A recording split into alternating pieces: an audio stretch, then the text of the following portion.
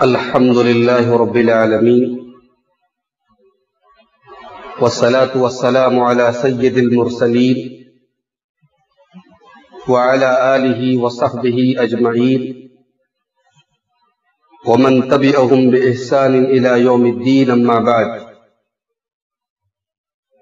فأعوذ بالله من الشيطان الرجيم بسم الله الرحمن الرحيم شهر رمضان الذي أنزل فيه القرآن هدى للناس وبينات من الهدى والفرقان۔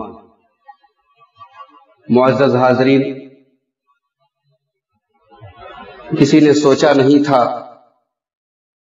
کہ رمضان کا یہ بابرکت مہینہ ایک خطرناک وائرس کے سائے میں اور لاک ڈاؤن کے سائے میں ہمارے اور آپ کے درمیان آئے گا۔ رمضان کا یہ مبارک مہینہ اس حال میں آئے گا کہ مسجدیں ویران ہوں گی، لوگوں کے کاروبار اور کام دھندے ٹھپ ہوں گے اور لوگ اپنے اپنے گھروں میں محصور ہوں گے۔ یقیناً پچھلے سال رمضان میں کسی نے یہ تصور بھی نہیں کیا تھا کہ آنے والا رمضان ایسا، مگر ہم اور آپ آج رمضان کے بابرکت مہینے میں داخل ہو چکے ہیں اور ایسے ہی حالات ہیں، اور یہ اس بات کی دلیل ہے کہ انسان جو چاہتا ہے وہ نہیں ہوتا ہے، بلکہ اللہ جو چاہتا ہے وہ ہوتا ہے۔ آنے والے کل کے بارے میں انسان کو کچھ معلوم نہیں، وما تدری نفس ماذا تکسب غدا، کوئی نہیں جانتا کہ کل اس کے ساتھ کیا ہونے والا۔ میرے بھائیوں، اس مصیبت کی گھڑی میں، اس آزمائش کی گھڑی میں اور اس بابرکت مہینے میں ہمیں اور آپ کو ایک بات اور یاد رکھنی چاہیے کہ مصیبت اور آزمائش میں ایک مومن گھبراتا نہیں ہے، ایک مومن بکھرتا نہیں ہے، ایک مومن واویلا نہیں کرتا ہے، بلکہ ایک مومن اس مصیبت کو صبر کے ذریعے اور اللہ کی ذات پر بھروسہ کے ذریعے اس مصیبت کو بھی خیر میں تبدیل کر لیتا ہے۔ اللہ کے پیارے حبیب صلی اللہ علیہ وسلم فرماتے ہیں عجبا لامر المؤمن، مومن کا معاملہ بھی بڑا عجیب ہے، ان امرہ کلہ خیر، مومن ہر حال میں بھلائی میں رہتا ہے۔ اگر مومن کے اوپر کوئی بھلائی آتی ہے، کوئی خیر آتا ہے تو اللہ کا شکر ادا کرتا ہے اور وہ بھلائی اس کے حق میں اچھی ہو جاتی ہے۔ وَإِنْ أَصَابَتْهُ ضَرَّاءٌ، اور اگر مومن کے اوپر کوئی مصیبت آتی ہے صبر، تو وہ صبر کر لیتا ہے فَكَانَ خَيْرًا لَهُ، اور وہ مصیبت بھی اس کے حق میں بہتر بن جاتی ہے۔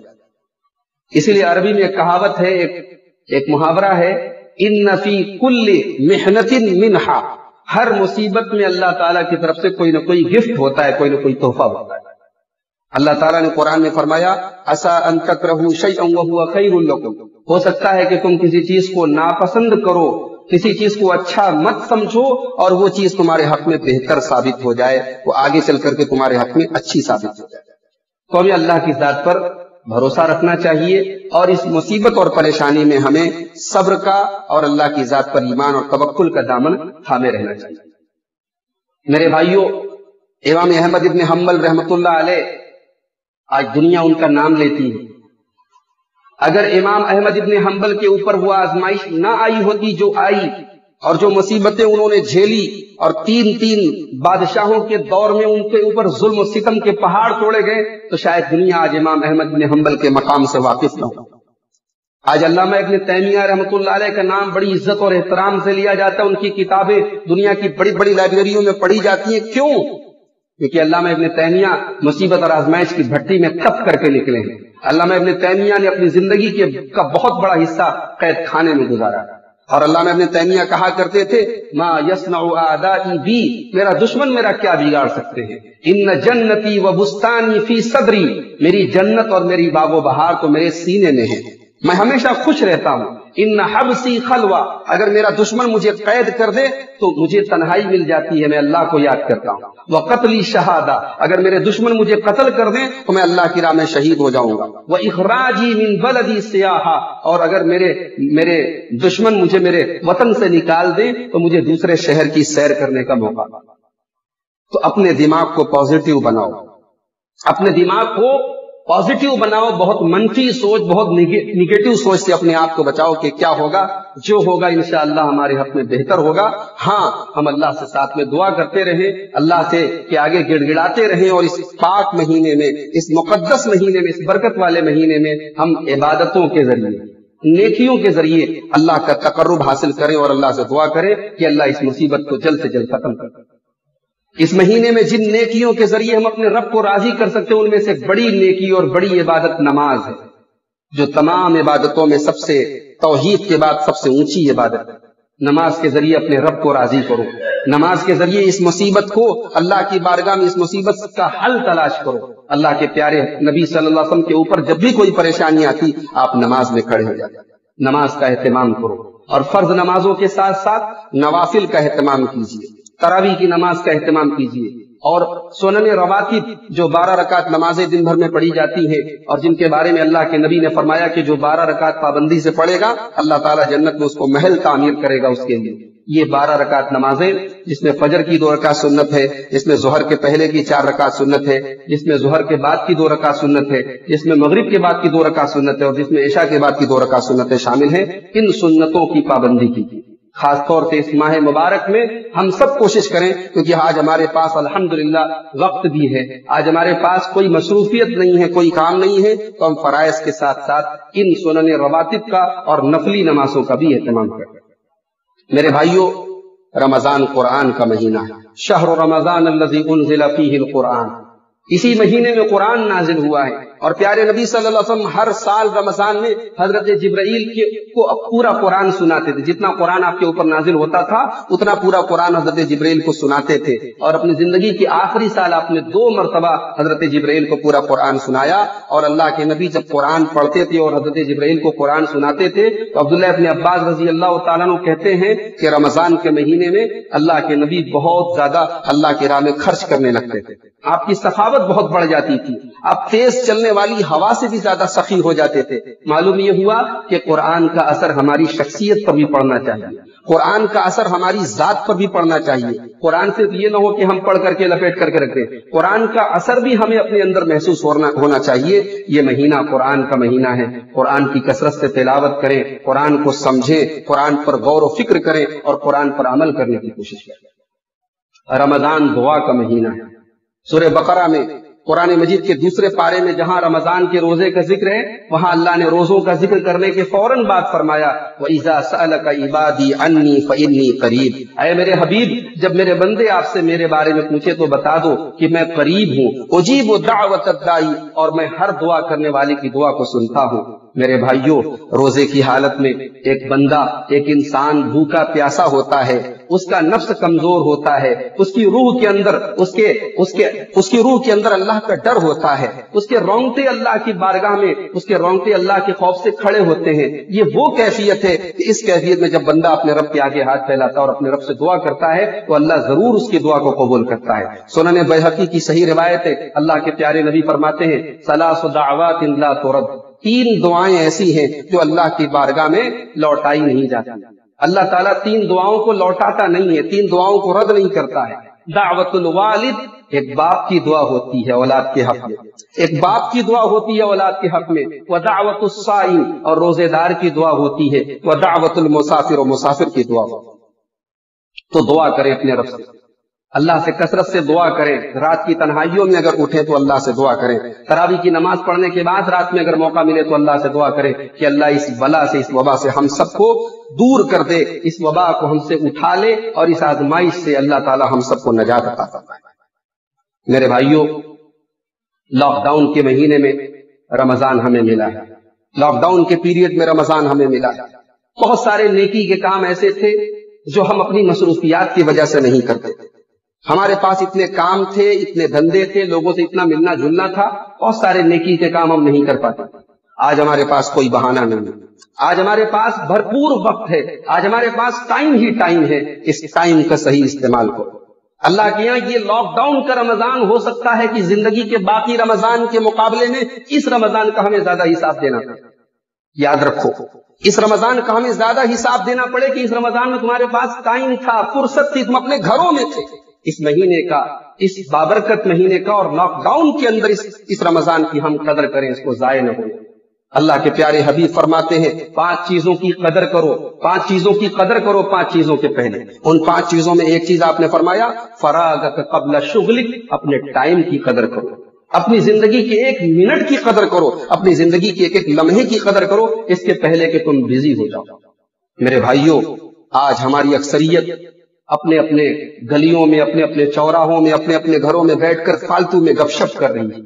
اللہ کی قسم یہ گپ شپ کا ٹائم نہیں ہے, یہ موبائلوں پر گیم کھیلنے کا ٹائم نہیں ہے, یہ فضول باتوں کا ٹائم نہیں ہے. یہ اللہ کی طرف سے آزمائش ہے, یہ اللہ کی طرف سے امتحان ہے. یہ اللہ سے اپنا دل جوڑنے کا ٹائم ہے, یہ اللہ کو یاد کرنے کا ٹائم ہے, یہ اللہ کو پکارنے کا ٹائم ہے, یہ اللہ کو راضی کرنے والے کاموں میں اپنے ٹائم کو لگانے کا وقت ہے. میرے بھائی, کہیں ایسا نہ ہو کہ قیامت کے دن ہمیں کہنا پڑے یا لیتنی قدمت لحیاتی, کاش میں نے زندگی میں کچھ اچھے کام کیے ہوتے. آج ہمارے پاس ان اچھے کاموں کے لیے بھرپور ٹائم ہے. میرے آج ہم میں سے ہر شخص کے پاس موبائل ہے, ہر شخص انٹرنیٹ استعمال کرتا ہے. انٹرنیٹ کا صحیح استعمال کرو, نیکی کی باتوں اور اچھی باتوں کو ایک دوسرے کو پہنچاؤ. آج کتنے لوگ ہیں جو قرآن نہیں صحیح طریقے سے پڑھتے. آج الحمدللہ انٹرنیٹ پر ایسے ویڈیو موجود ہیں جن میں آپ کو قرآن پڑھنے کا صحیح طریقہ بتایا جا رہا ہے. رمضان کا مہینہ ہے, قرآن کی تفسیریں انٹرنیٹ پر موجود ہیں, آپ ان کو سن سکتے ہیں. جو بڑے بڑے مستند علماء اپنے انداز میں قرآن کی تفسیر کر رہے ہیں, ان قرآن کو سنیے اور قرآن سے اپنا تعلق مضبوط کیجیے. تو میرے بھائیوں, اگر آپ کوشش کریں گے تو آپ کے پاس اپنے ٹائم کا صحیح استعمال کرنے کے بہت سارے طریقے ہیں. ورنہ ٹائم برباد کرنے کے لیے تو ہمارے پاس آج موبائل ہے ہی ہے. آج ہمارے نوجوانوں کی اکثریت آج موبائلوں پر بیٹھ کر کے دن رات PUBG گیم کھیل رہے ہیں, دن رات لوڈو گیم کھیل رہے ہیں. لوگ سوال کرتے ہیں ہمارے پاس واٹس ایپ پر کہ PUBG کھیلنا جائز ہے کہ نہیں, لوڈو کھیلنا جائز ہے کہ نہیں. یہ جائز ہے کہ ناجائز ہے یہ تو ایک الگ مسئلہ ہے. سب سے بڑی بات یہ ہے کہ ایک بابرکت مہینے کی مبارک گھڑیاں ہم ان فضول کے کاموں میں برباد کر رہے ہیں. اگر 1 منٹ کے لیے مان لیا جائے کہ یہ کھیل اور یہ گیم حرام نہیں ہے, حالانکہ علماء کے فتوے موجود ہیں کہ یہ PUBG گیم وغیرہ اس کے اندر کئی چیزیں ایسی ہیں جو اس کو حرام کرتی ہیں. اس کے اندر غیر محرم کی تصویریں ہیں, اس کے اندر ایک ایسا نشہ ہے کہ ایک بار آدمی کھیلنے لگے تو پھر نماز سے, قرآن سے, اپنے ضروری کاموں سے بالکل آدمی دور ہو جاتا ہے. لیکن اگر حرام نہ بھی ہو تب بھی کم سے کم اس کا یہ خطرہ کیا کم ہے کہ یہ انسان کے اس قیمتی وقت کو برباد کر رہا ہے. اللہ کے واسطے اپنے ٹائم کی اور اپنے وقت کی قدر کرو, اپنے ایک زندگی کے ایک منٹ کے وقت کی قدر کرو. والعصر ان الانسان لفی خسر, اللہ نے زمانے کی قسم کھائی ہے, اللہ نے وقت کی قسم کھائی ہے کہ انسان خسارے میں ہے. جو اپنے وقت کی قدر نہ کرے اس سے بڑا خسارے والا کوئی نہیں. سلف صالحین میں سے ایک آدمی راستے میں جا رہے تھے, ایک آدمی برف بیچ رہا تھا, اور اس کا برف برابر پگھل رہا تھا, اور وہ کہہ رہا تھا کہ اے لوگوں, اس کے پہلے کہ میری پونجی ختم ہو جائے, میرا برف گل جائے, میرا برف خرید لو. سلف صالحین میں سے ایک آدمی نے جب یہ منظر دیکھا, انہوں نے کہا کہ سورہ عصر کا مطلب اس آدمی کو دیکھ کر کے معلوم, اس آدمی کو دیکھ کر کے سورہ عصر کا مطلب معلوم ہوا کہ دنیا کے ہر انسان کی جیسے جیسے زندگی آگے بڑھ رہی ہے, وقت آگے بڑھ رہا ہے, اس کی پونجی ختم ہو رہی ہے, اس کا سرمایہ ختم ہو رہا ہے, اور اسے اس بات کی خبر بھی نہیں ہے, اسے معلوم بھی نہیں ہے. اس لیے وہ برف والا کہہ رہا تھا کہ میرا برف خرید لو اس کے پہلے کہ میری پونجی ختم ہو جائے. میرے بھائیوں, ہماری سب سے قیمتی پونجی ہمارا ٹائم ہے. رمضان کے اس بابرکت مہینے میں اپنے ٹائم کی حفاظت کرو. لوگ سوال کر رہے ہیں مولانا اس بار رمضان میں اعتکاف کیسے کریں گے. لوگ پوچھ رہے ہیں کہ اعتکاف کیسے ہوگا. یاد رکھیں کہ اعتکاف مسجدوں کی عبادت ہے, وہ گھروں میں نہیں کی جا سکتی. اور اعتکاف کا مقصد کیا ہے؟ مقصد یہ ہے کہ ہم اپنے آپ کو تنہا کر لیں اللہ کی عبادت کے لیے. اور الحمدللہ اپنے آپ کو تنہا کرنے کے لیے آج اللہ نے ہم کو بھرپور موقع دے دیا ہے. تو ہمیں اعتکاف گھر میں کرنے کی ضرورت نہیں. ہم گھر میں کثرت سے اللہ کا ذکر کریں, تلاوت کریں, نماز کریں, وہی کافی ہے. جو عبادت مسجد کے ساتھ خاص ہے وہ ہم گھر پہ نہیں کر سکتے. کوئی دلیل نہیں ملتی. نبی کے زمانے میں, صحابہ کے زمانے میں کسی نے ایک مرتبہ بھی گھر میں اعتکاف نہیں کیا. لہذا جب یہ عبادت ان حالات میں ہم نہیں کر سکتے تو ہم پر کوئی گناہ کی بات بھی نہیں ہے. جو عوام میں مشہور ہے یہ بات کہ اگر پورے محلے میں کوئی اعتکاف نہ کرے تو پورا محلہ گنہگار ہوگا, غلط ہے یہ بات. اعتکاف اللہ کے رسول کی بڑی تاکیدی سنت ہے, کرنا چاہیے, لیکن ان حالات کی وجہ سے اگر کسی نے نہیں کیا تو اس میں کوئی حرج کی بات نہیں. جیسے حج اور عمرہ ہے، اگر حالات خراب ہو جائیں اور حج کینسل ہو جائے، عمرہ کینسل ہو جائے، تو کیا ہم اپنے گھر میں حج کریں گے؟ اپنے وطن میں حج کریں گے؟ نہیں کر سکتے۔ تو جو عبادت جہاں کے لیے خاص ہے ہم وہیں کر سکتے ہیں۔ تو ہمیں اس مہینے میں جو ضروری مسائل ہے رمضان کے روزے کے، ان کی بھی معلومات حاصل کرنی چاہیے۔ اللہ سے دعا ہے رب العالمین ہمارے روزوں کو، ہماری تراویح کو، ہماری دعاؤں کو قبول فرمائے۔ رب العالمین اس بلا کو ہم سے جلد اٹھا لے۔ رب العالمین اس آزمائش سے ہم سب کو جلد سے جلد راحت عطا فرمائے۔